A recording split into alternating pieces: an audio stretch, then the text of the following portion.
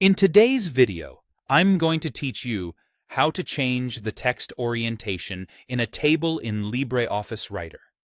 This is a great way to make narrow columns more readable, label headers neatly, or save space when you're laying out data.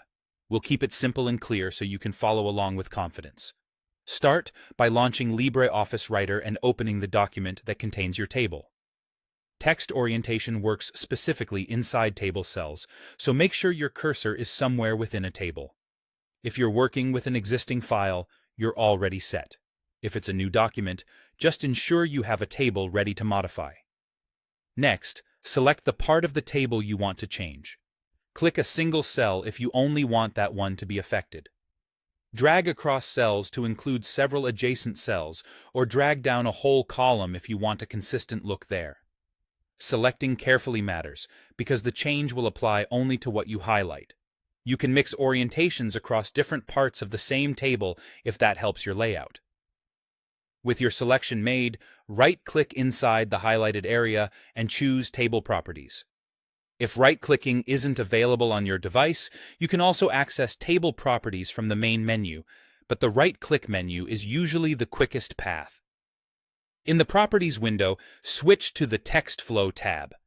This tab controls how text behaves inside the cell, including hyphenation and breaks, but we'll focus on the orientation controls for this task. Look for the Text Orientation section.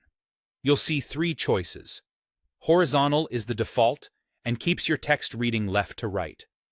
Vertical, top to bottom, stacks or rotates the text so it reads downward through the cell, which is useful for narrow columns or compact headers. Vertical, bottom to top, does the reverse direction, which can be helpful depending on how your table is arranged or how you want headings to align along the outer edge. Pick the option that best matches your design and readability needs. As you choose, think about the width of your columns and the height of your rows.